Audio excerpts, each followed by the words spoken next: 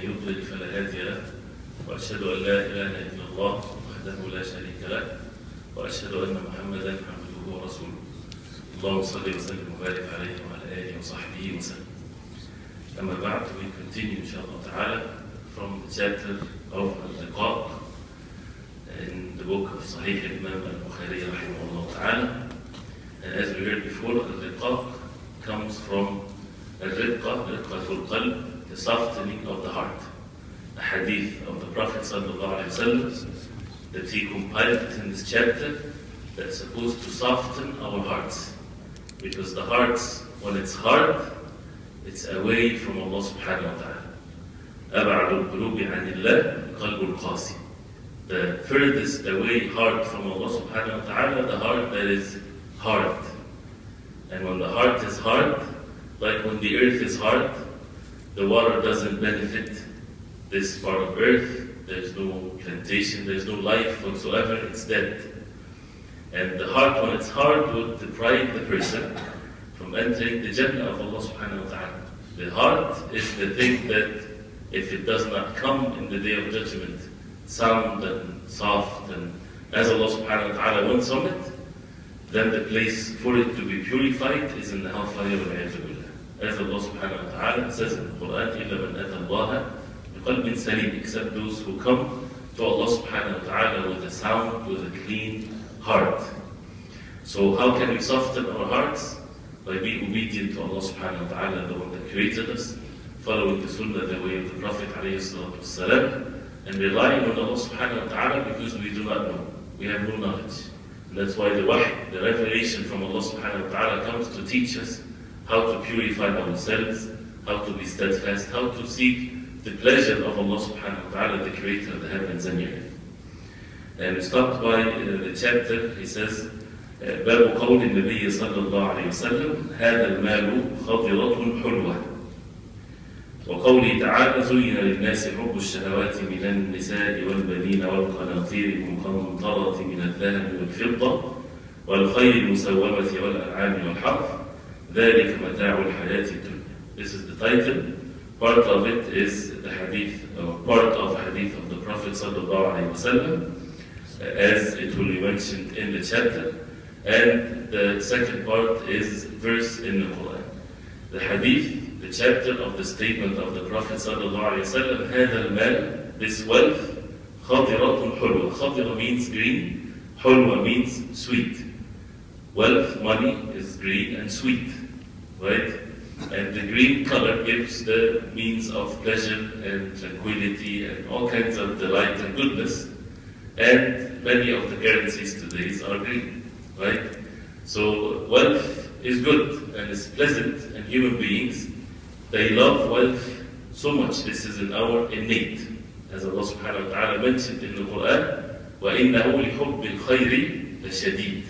That the human being, when it comes to the love of al-khayr, goodness, and as Ibn Abbas radiallahu anhuma, he said, al-khayr, al-mal, money, لَشَدِيد, very strong.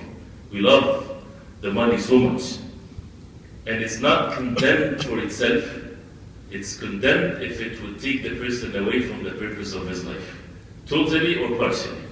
Accordingly, then, it is evil as long as, or as much as it takes the person away from the pleasure of Allah subhanahu wa ta'ala, to be obedient to Allah.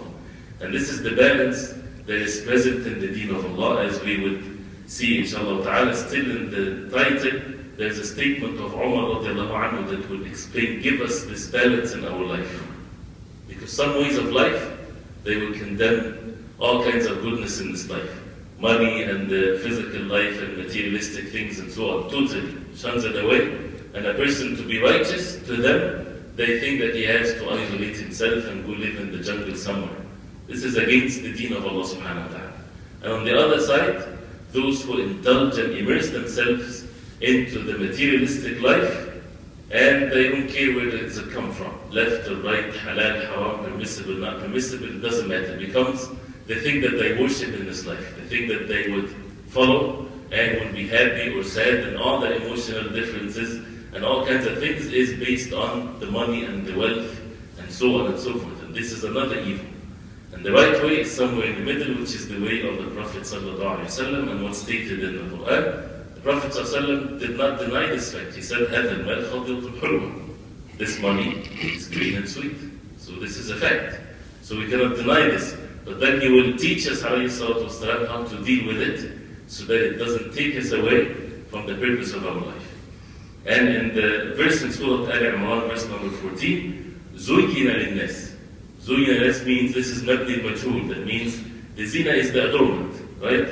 زُيِّنَ لِلنَّاسِ, that means it had been adorned for the human beings.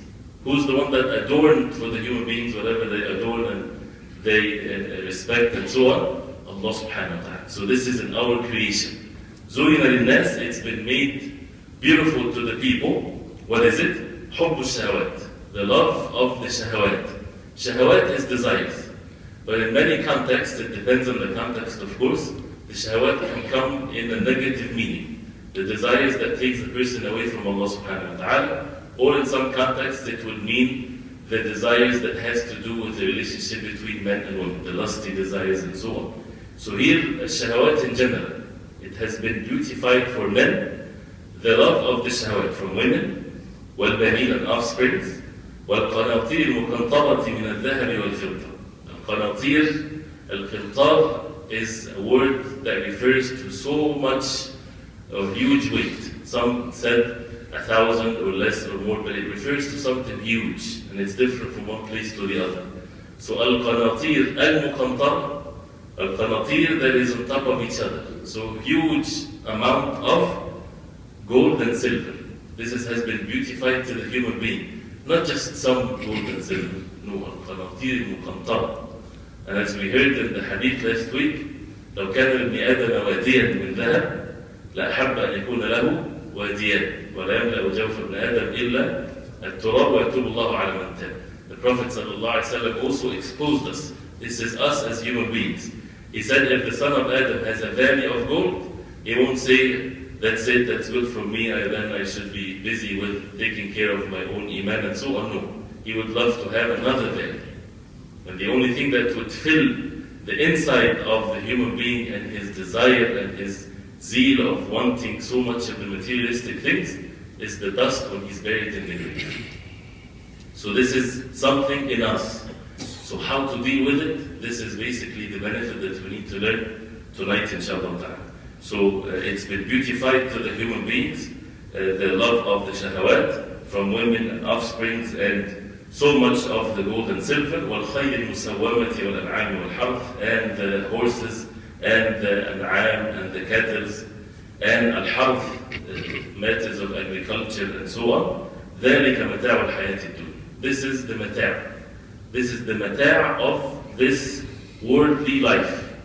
Mata', the word mata' means, it has the root of it, how the Arab, they use the word mata', they use it for something that they don't care much about. They need it, but it's not something that they would think about all the time.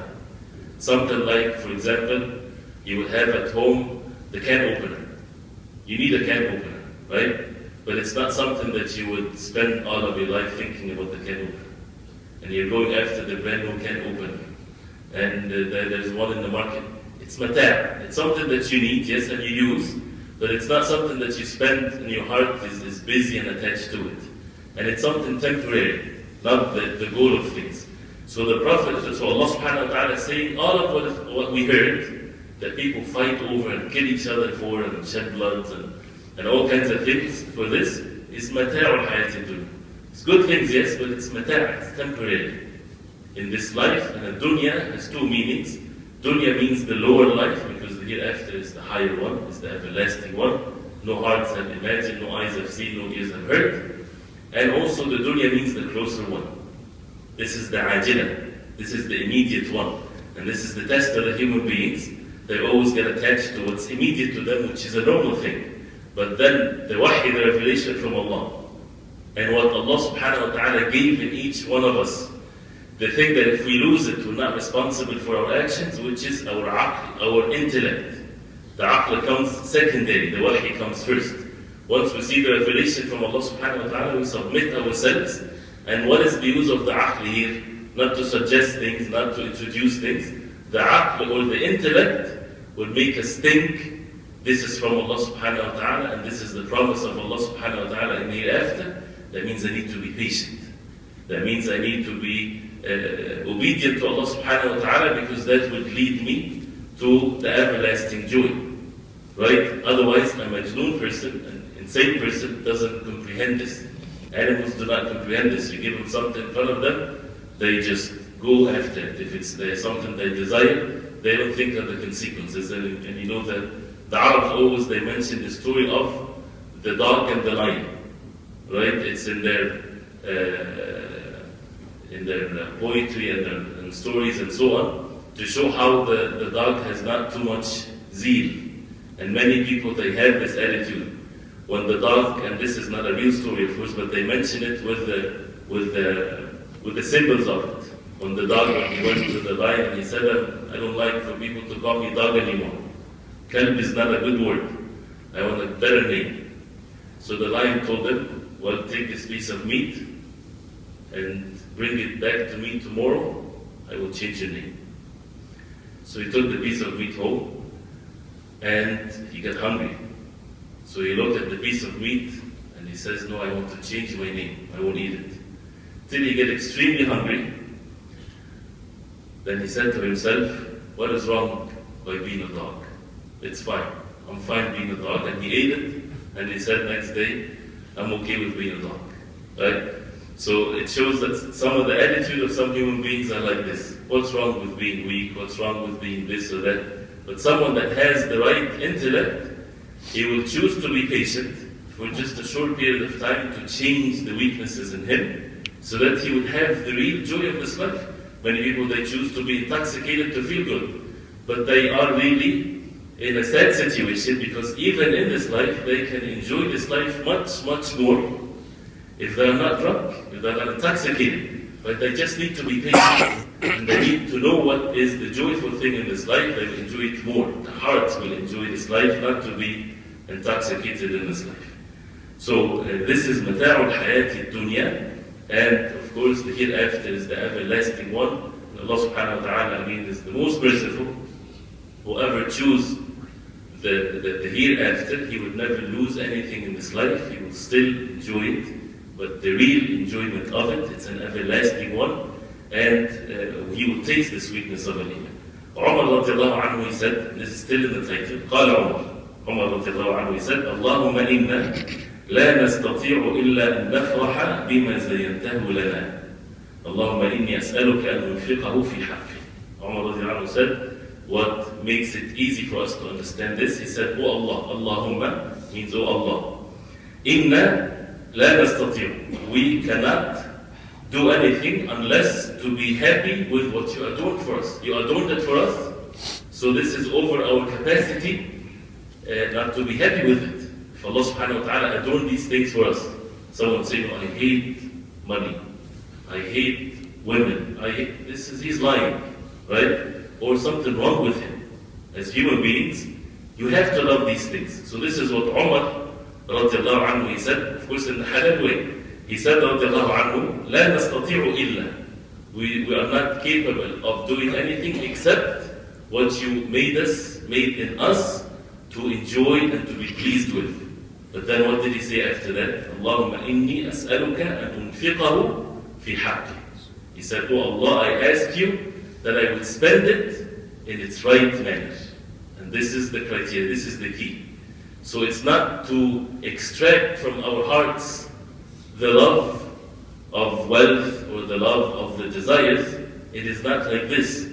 It's about using it for the sake of Allah subhanahu wa ta'ala, to be obedient to Allah, to follow the way of the Prophet sallallahu alaihi wasallam, and to choose the hereafter over this. And this is the meaning of having the love of Allah subhanahu wa ta'ala in the heart and the love of the hereafter in the heart. This is what it means. As Allah subhanahu wa ta'ala said in the Quran, قُلْ إِنْ كَانَ آبَاؤُكُمْ وَأَبْنَاؤُكُمْ وَإِخْوَانُكُمْ وَأَزْوَاجُكُمْ وَعَشِيرَتُكُمْ, the long ayah, أَحَبَّ إِلَيْكُمْ مِنَ اللَّهِ وَرَسُولِهِ وَجِهَادٍ فِي سَبِيلِهِ فَتَرَبَّصُوا حَتَّى يَأْتِيَ اللَّهُ بِأَمْرِهِ. Which means, say Muhammad sallallahu alaihi wasallam, if your fathers and your sons and your offsprings and your wealth and your family and tribe and the houses and the dwellings that you live in, right? which is basically all the social things that we live and we enjoy in this life, if it's more beloved to you than Allah and His Messenger sallallahu alaihi wasallam and jihad fi sabilillah, then wait for the punishment of Allah. What is being condemned here in this ayah? Not these things and the love of these things, but instead, once the heart is attached to it, because you might say, well, okay, I'm having it from halal, but the heart is attached to it. Right? He's too much attached to it that he is in ghafla, heedlessness. He doesn't want to leave this life whatsoever, because he has so much precious things in it, he doesn't want to leave it. Right? This is what also damages the heart and makes the heart hard, even if it's not a sin. So as I said, to have it in your hand, yes, but not in your heart. These are physical things. Should not have anything to do with the heart. Right? Once it gets into the heart, this is what is dangerous.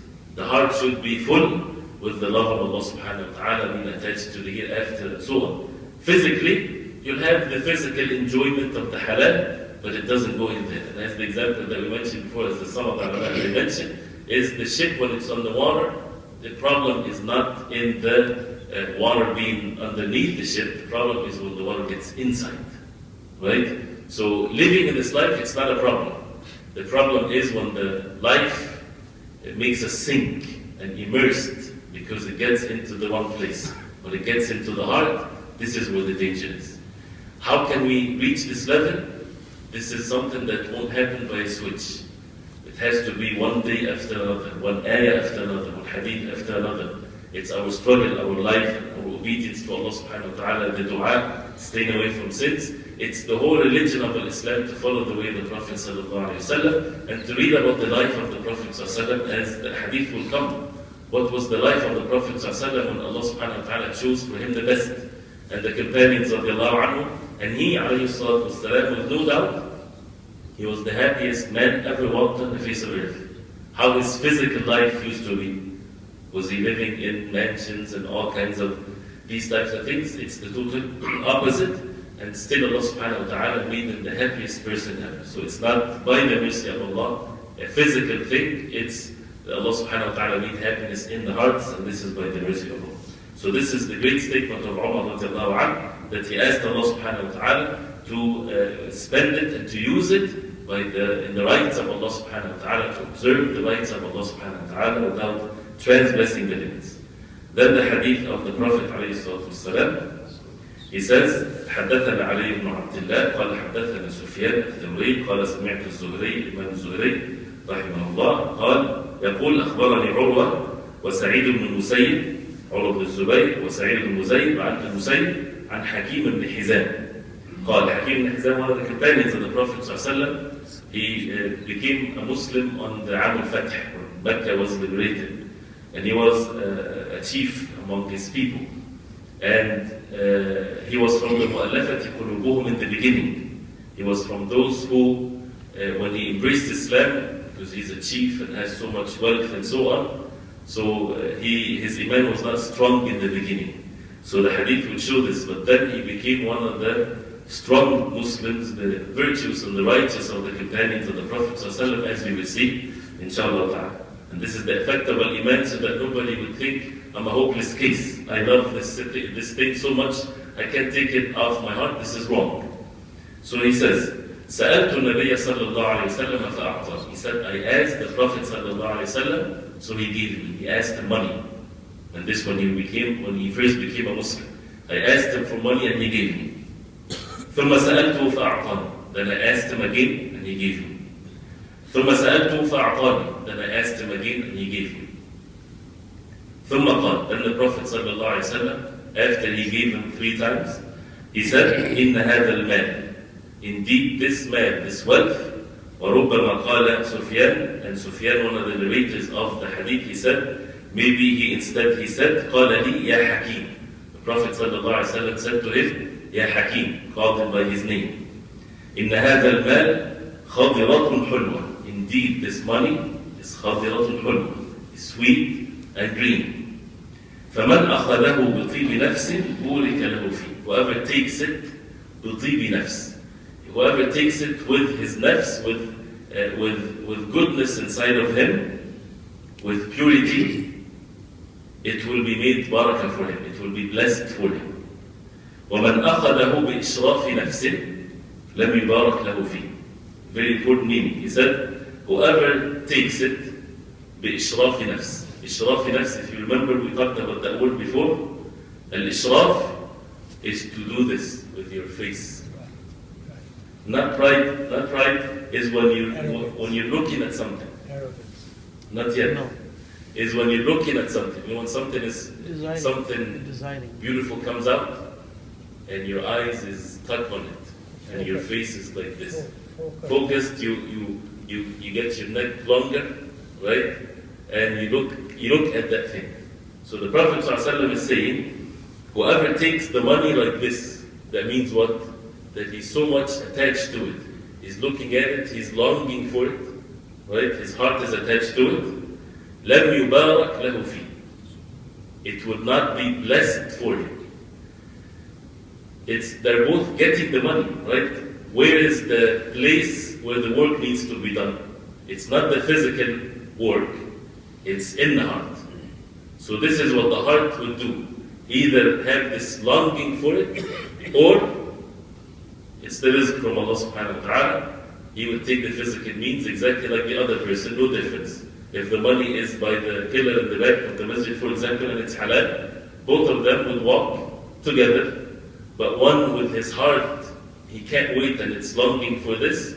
And the other one is taking the steps also, and he will take the money and enjoy the wealth and so on. But his heart is attached to Allah subhanahu wa ta'ala. He knows that this is a test. He knows that he's here for a reason, and that is to worship Allah subhanahu wa ta'ala, and how he is going to use this money for the sake of Allah, so that it becomes a source of goodness, not a source of misery in the hereafter. وَكَانَ, and then the Prophet ﷺ said for that second type, the one that will be longing for it and his heart is attached to it, وَكَانَ كَالَّذِي يَأْكُلُ وَلَا يَشْبَعُ. And he will become like the one that eats and never satisfied. Keeps on eating and eating. Why do we eat? We eat so that we take care of the hungry. If a person is continuously eating and he never gets hungry, what's the benefit of the food then? And then the Prophet ﷺ told him, وَالْيَدُ الْعُلْيَا خَيْرٌ مِنَ الْيَدِ السُّفْلَى. And the upper hand is better than the lower hand. What is the upper hand? Is the hand that gives. And the lower hand is the hand that takes. Right? There has to be somebody giving and somebody taking, of course. This is how society is, how the people are. There's rich and poor, and that's why we give from the zakat, the obligatory charity, to the poor and so on. But the Prophet ﷺ is saying here that who is better, right? It's better for you to give, definitely, than to ask and to take. Although it's permissible if you are in need, right? If you are in need, and a person, it's better for him than to commit haram, right? To ask. And it's better not to ask, and that's why it's the responsibility of those who are in charge to find those who do not ask out of shyness and they are poor, to give them. And it's not mentioned here. This is what the Prophet ﷺ said to Hakim ibn Hizam. He was someone that wants so much money. In many different narrations, authentic narrations, that Hakim ibn Hizam, from that day when the Prophet ﷺ gave him this advice, he never asked anyone for anything for the rest of his life. He lived long after the Prophet ﷺ. The time of Abu Bakr radiallahu anhu, Abu Bakr would call him to give him his share that is absolutely halal for him, from the booty of the war and all kinds of things. He would refuse. Umar radiallahu anhu would call him to give him his share, and he would refuse. And Umar radiallahu anhu, he would say, Allahumma inni ushhiduk. He would say, oh Allah, I make you witness. I'm asking Hakim to take his right, and he's refusing. Because this is amana, he has to give him his money. But he would refuse just for the fact that the Prophet ﷺ told him this precious advice. And that is the difference. That is the difference between the Sahaba radiallahu anhu and those who came after. It wasn't because of the so much ibadah or anything. It's because of this total submission to the orders of Allah and His Messenger sallallahu alayhi wa sallam, to that extent. And also, if we go back a little bit, you see how the advice was from the Prophet ﷺ. When Hakim ibn Hizam asked him for money, he did not give him the advice. Told him, fear Allah, your heart should be attached to the hereafter. Right? What are you doing? He gave him. And he gave him. He gave him So his need is satisfied, he gets satisfied, and then he did not start by telling him that do not do this. Instead, he said that this wealth is indeed green and beautiful and sweet. He's approving to some extent where he's coming from, right? And then he explained the matter to him, alayhi salatu wasalam. He would never find beautiful statements than this. And as a result of that, the advice affected the heart of Hakim ibn Hizam and the submission. And this is not the only way, but because the Prophet ﷺ is the messenger of Allah. That he knew what La ilaha illallah Muhammadur Rasulullah means. It's not just a word to be said and people are happy to say it and that's it. No, this is a whole life. Depends on this. The only one to be followed is Rasulullah sallallahu alayhi wasallam, and they would never think when he stopped asking, he never thought that this would bring him sadness and misery in his life. It's the total opposite. Because whoever followed the ways of the Prophet ﷺ, he will be the happiest person on the face of earth, no doubt. Because Allah subhanahu wa ta'ala said about the Prophet ﷺ, did we make your breast wide, meaning matters of happiness and so on. Then he says, باب من قدم من ماله فهو له. Inshallah we'll stop at 9 o'clock exactly for Allah subhanahu wa ta'ala give us life. He says, باب من قدم من ماله فهو له. Chapter, من قدم ما قدم من ماله فهو له. ما قدم. What, there's mahdoof here, there's things taken out of the sentence, and the Arab usually, the more eloquent they are, the less words the sentence has. Right? It's not that it's going to be difficult for you to understand. No, it's easy. But instead of making the sentence long, they will make it less. So, ma qaddam refers to a human being. If he qaddam, that means he sent forth. You sent ahead of you. Min malihi, from his wealth. Fahuwa la, it's for him. What does that mean? You send your money in the hereafter. It will be for you. What does that mean to send it to the hereafter? You give it for the sake of Allah. If you give for the sake of Allah in charity, you spend for your money for the sake of Allah, it's not lost, it's for you. Right?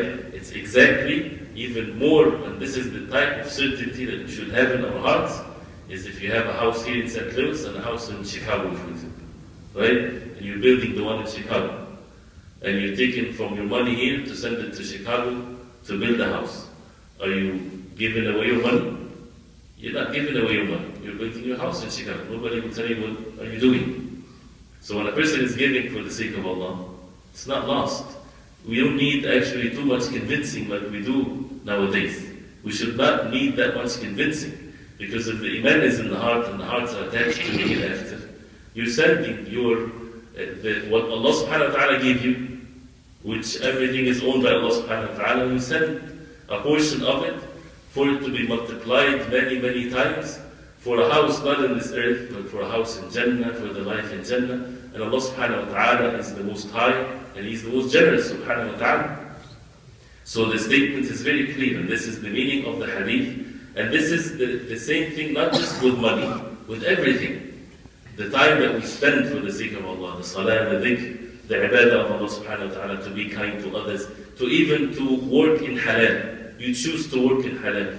You have the choice, you can work in haram, but you choose not to. This is by itself, this is not something that goes by like this.